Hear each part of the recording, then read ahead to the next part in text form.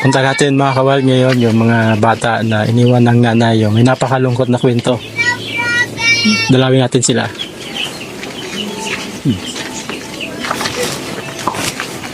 Kilala tayo mga kawal ng isang bata. Pagbaba pa lang natin. Wildlife TF, ito ang aming pangalan, yakapin ng layunin, tulong ang ating Ay, daan, Tutoy. munting tiyanan ng pangarap. Tutoy! Sino kasama mo dito? Tapo. Tapo. Ikaw lang, Tutoy. Ikaw lang. Nasaan sila kuya mo? Ah, Tatabo. saan nagtatabo? Sa bombahan? Ayun, siya lang mga kabal na iwan si yung bunso. Kumain ka na? Kumain ka na? Hindi pa? Hindi pa daw siya kumakain. Alas 11 na. Hindi ka pa kumakain? Pwede punta natin sila kuya mo? Tatabo. Alam mo kung saan nagtatabo? Ha? Tara, punta natin. Sige, tara. Kasi may sadya tayo sa kanila mga kawal. Gusto natin sila makausap. Ito yung mga bata mga kawal na may napakalungkot na kwento. Sige mga kawal. Hanapin natin yung mga kapatid niya kasi nagtatabo daw sa bombahan. Saan po? Saan umigib? Dito lang? Minsan po dyan sa bumbahan. Bombahan dito ang bombahan. Dito ang bombahan, bebe. Sama tayo sa kanila mga kawal.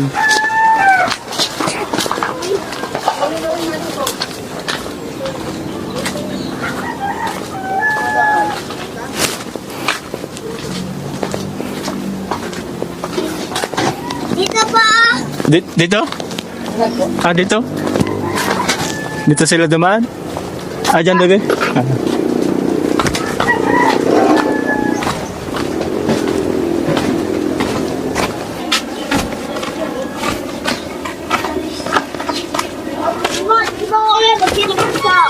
Hoy.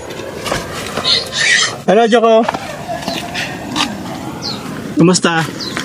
Itong iniigib mo, para saan to? Pangkape po namin sa umaga. Pangkape nyo sa umaga? Opo. Ang dami naman. Hindi, ibig kong tukuyin ay para. Kasi sabi nung doon kapitbahay nyo doon, nag-iigib daw kayo doon sa may pinapagawang bahay doon. Opo. Para to doon. Opo.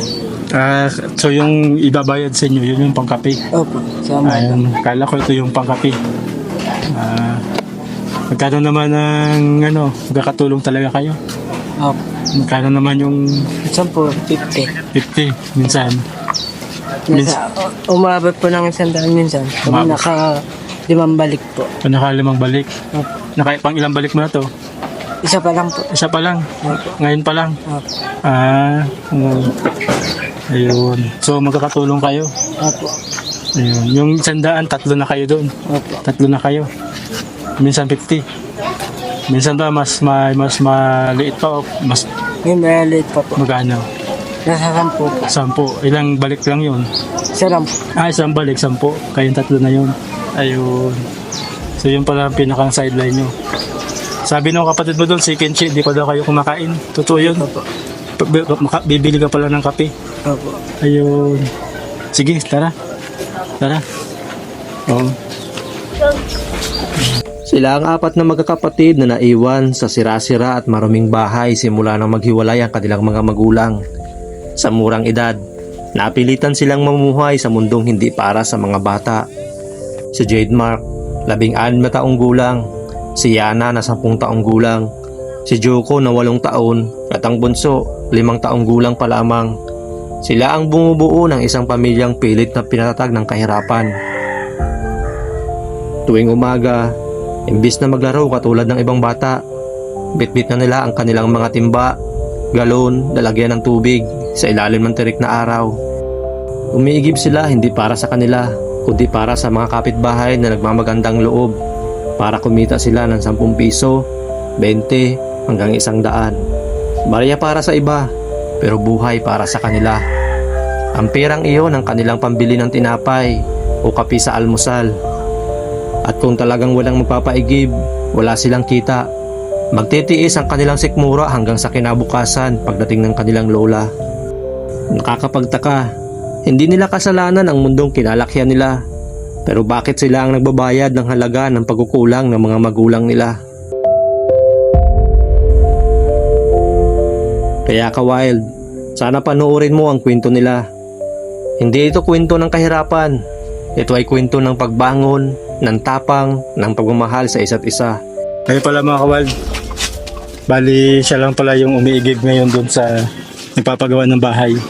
Itong dalawa pala dito sa bahay nila. Siguro. Gutom ka na? Hindi pa daw kayo nakain. Ayun, kaya pala siguro mga kawal, inom agad siya ng tubig kasi di pa daw sila kumakain. Kasi sabi ng kuya nila, kailangan niya pang mag-igib ng 4 na beses para magkaroon siya ng 50 pambili niya ng kape. Pero isang beses pa lang siya nag-igib. Siguro babalik pa siya ng 4. Ayan. Ayun, ito na si ano. Ayun. Oh, kala ko 4 na beses ka pang maigib. Nagbinigyan ka na ng pera. Maigib ka pa mamaya. Ilan pang igib? 2 po. 2 na lang. 3 igib ko lang ngayon. Kano binigay sa'yo? 50. Binigyan ka na, nag-advance ka na. Para makakain na ito mga kapatid mo. Ayun mga kabag. Ganun yung sistema pala ng buhay nila Kenchi dito. Hindi pa pala kayo nag-aalmusal. Kape lang talaga. Kape lang po. Paano mamayang tanghali? Siya na yan ang pagkain nyo hanggang tanghali. Masaan po. Masain kayo. Opo. Almusal lang to. Opo. Alas 11. Ayun. Kaya pala gutom na ito si Kenchi. Kaya pag meron naman po dito kape, maaga po kami mag-pikaso. Pag meron ng kape, maaga na kayo magkape. Opo. Ngayon lang dahil wala, kailangan po mag-igib. Opo. Ayun. So, dahil wala sila mga kawal kape, nag-igib pa siya. Binayaran siya, saka lang siya nakabili ng kape, asukal. Ako niya. Ako niya ang dami. Nasaan nga pala sila lula nyo? Naghanap po ng walis eh. Kayo lang magkakapatid na andito. Opo.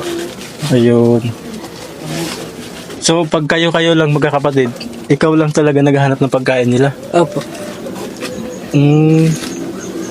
Kamusta yung iniwan namin pera, pinambili nyo rin ng pagkain? Opo.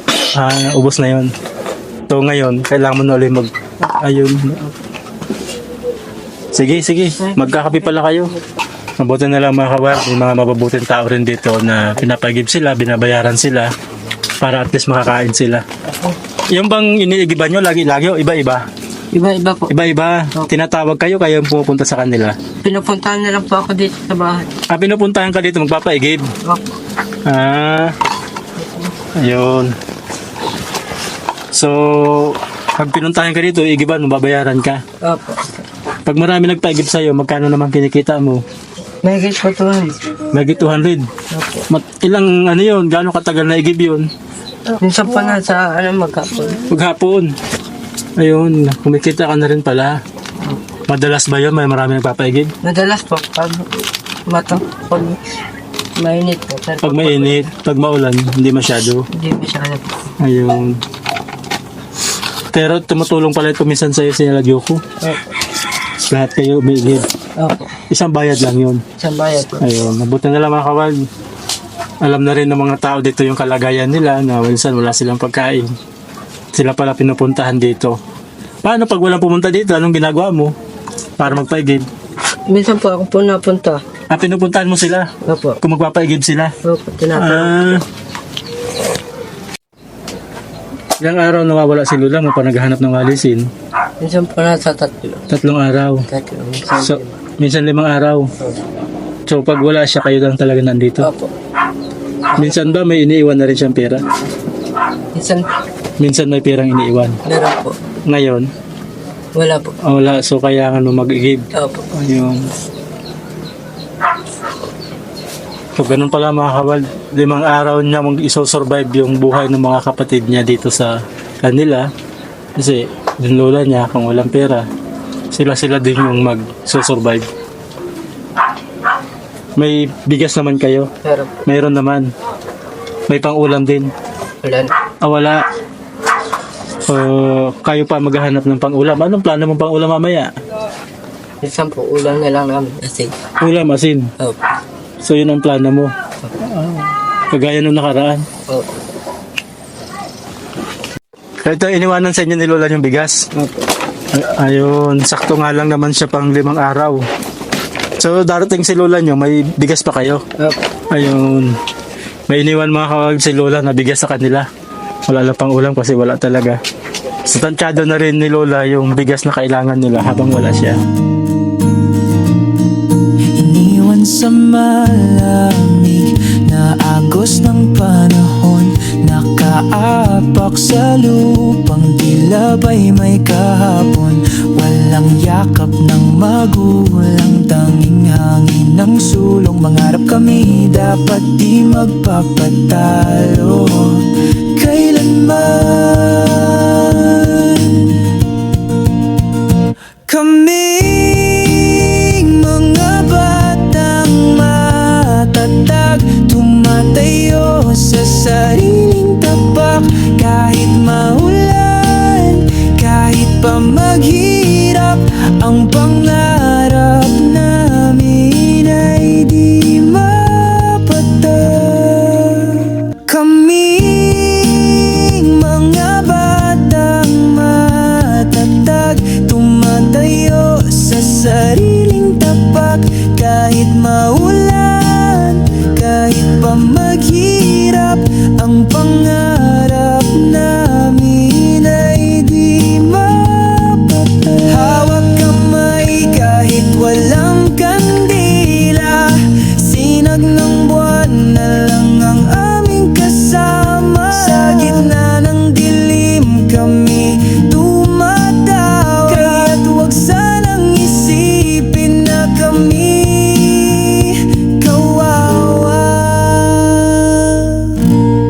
Dalang pangakong di bibitiw kahit putik. Anong pakiramdam na wala dito yung mama mo? Manang liwanag Malungkot sa po. Malungkot. Siguro dahil may panahon na wala. Dati pinagluluto kayo mama nyo ng pagkain. So ngayon kayo na naghahanap ng pagkain nyo. Kaya nalulungkot ka. Ibig sabihin kung kukunin ka ni mama mo, sasama ka sa kanya. Yan. Naintindihan kita, Joko. Kasi ganun talaga ang bata. Totoo, dapat naglalaro-laro ka pa, naghahanap. Kaya lang ngayon, naghahanap kayo ng pagkain para lang kumain kayo. So, ito si Kenchi. Ikaw na minsan nagbabantay. Napaka, ano nila mga kabad? Kumbaga, sila yung magkakapatid na nagtutulungan para makasurvive lang. Alam natin na yung mga ganong tao, nakakasurvive. Sana di lang sila magkasakit, di lang maaksidente sa ginagawa nila, o walang masamang tao na gumawa ng masama sa kanila. Ang mga ganyan namang mga bata kapag nagtutulungan, nakakasurvive naman. Talaga nga lang, mahirap para sa kanila na isurvive yung sarili sa tulong ng lola nila, pero limitado lang din yung kinikita. Kaya ganun katindi yung pagsisikap niya. So ganun lang din yung maintindihan natin kung bakit niya namimiss yung mama niya. Siyempre yung mga umaga na walang pagkain, maghahanap pa. May mga panahong siguro sa gabi, hinahanap nila mama nila. Mag-alala, Joko, gaganda na yung buhay niyo sa hinaharap. Pakabait ka lang. Kunin ka man ni mama mo o hindi, basta magpakabait ka at magpakasipag. Yan, gaganda rin yung buhay niyo sa hinaharap. Magtulungan lang kayo. Pakabait na bata yung tumakawal ni Joko. Kaming mga batang matatag, tumatayo sa sariling tapak. Kahit maulan, kahit pa maghirap, ang pangarap na. Saan kayo dito natutulog? Yan po, sana Dito kayo? May natutulog dito? minsan po ako. Minsan ikaw? Ayun. Ikaw dito? Sila dito magkakatabi. Kamusta itong bahay nyo?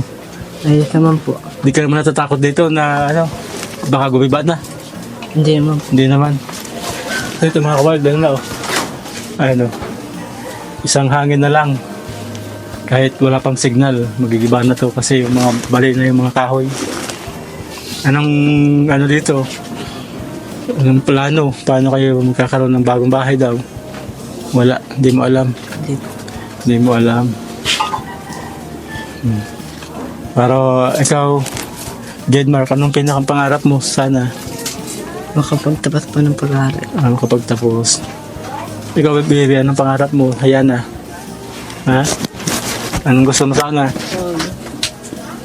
Narinig ko kanina kung naikwento mo. Gusto mo pala magkabili ng notebook saka papel. Kaya minsan sumasama-sama kayo pag-igib.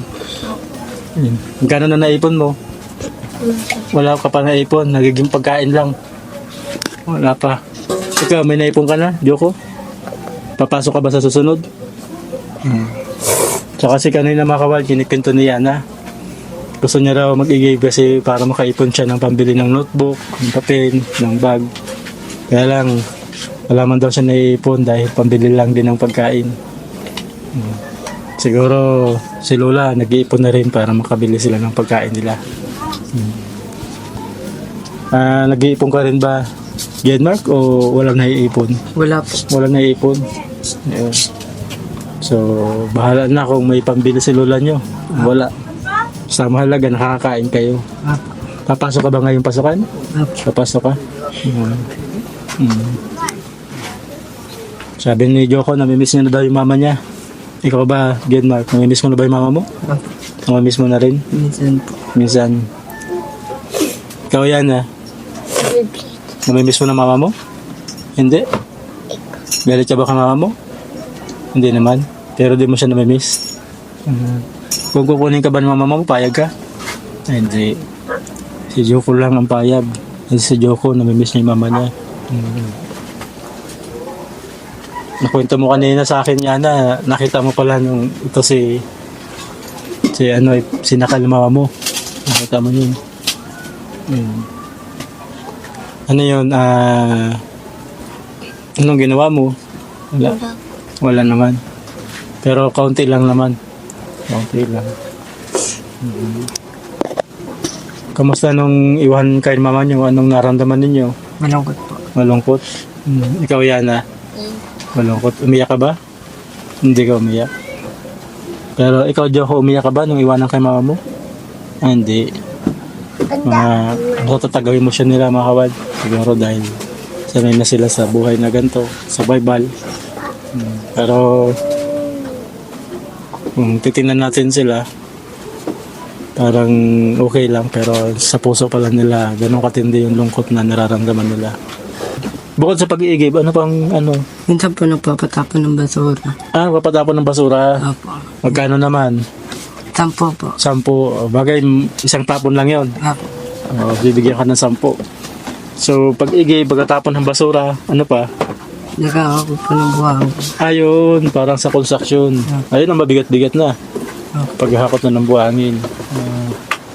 Mga kapatid, maraming salamat doon sa aming sponsor, sa aming mabait na sponsor na tumulong dito sa magkakapatid nito kay Lola para magkaroon sila ng maayos na bahay. At least hindi nakakatakot na baka gumiba. So yun, gagawin natin tong bahay nyo para maging maayos yung bahay nyo. Pero kahit wala si Lola nyo, hindi kayo nanganganib dito. Saka gagawa tayo ng tulugan na maayos. Saka hindi gantong malapit ng gumiba. So ang kailangan nyo na lang para sa pagkain nyo. At kung alam naman natin na mahirap makaipon sa panggawa ng bahay, di ba Opo. Kaya ang gagawin na lang ng sponsor namin, sila na yung magpapagawa ng bahay sa inyo. At kami na rin yung gagawa. Opo. So titira na lang kayo. Mamimili tayo ng grocery para sa kanila. Wildlife PA, ito ang aming pangalan. Yakapin ang layunin, tulong ang ating daan. Munting channel na pangarap ay magbigay saya. Sabay nating buuin ang pag-asa sa bawat isa.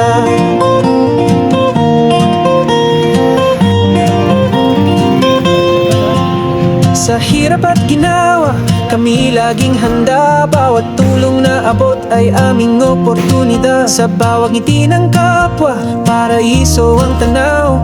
Kami mga layo na laging nasa kawang gawa. Wildlife DIF, ito ang aming pangalan. Yakapin ang layunin, tulong ang ating daan. Munting channel na pangarap ay magbigay saya. Sabay nating buuin ang pag-asa sa bawat isa. Click o pindot sa aming munting channel. Kasama kayo sa bawat himig at damdamin. Samahan niyo kami sa aming layunin, maging liwanag sa panahon ng dilim.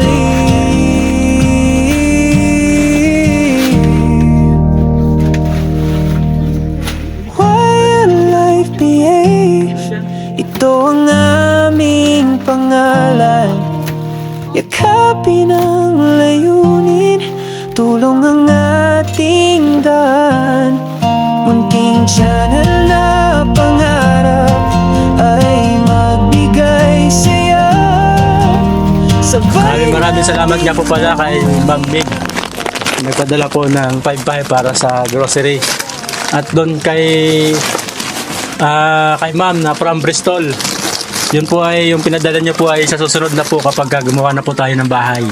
At yung kapagawa po ng bahay, maraming salamat kay Lori at Bob. Ma'am and Sir Lori Bob. Maraming salamat po sa inyo. At mayroon pa pong isang gusto magpadala. Hinihintay lang po namin yung confirmation niya. Siguro po para din sa bahay. So, maraming salamat po sa mga sponsor na tutulong po sa kanila. Ayan, ikaw, anong gusto mong sabihin? Halika. Salamat ka na. Sabihin mo, dali. Maraming salamat po sa nagbigay po ng mga pagkain po namin. Ayan, doon sa magpapagawa ng bahay. Ay, gagawin natin yung bahay mo. Okay, thank you ka na rin. Salamat din po yung paggawa din po ng bahay sa amin. Masaya ka ba? Gaano ka kasaya? Marami po. Maraming masaya ka. Ayun, sige. Maraming po sa pagbigay ng mga volunteer sa amin. Maraming sa amin.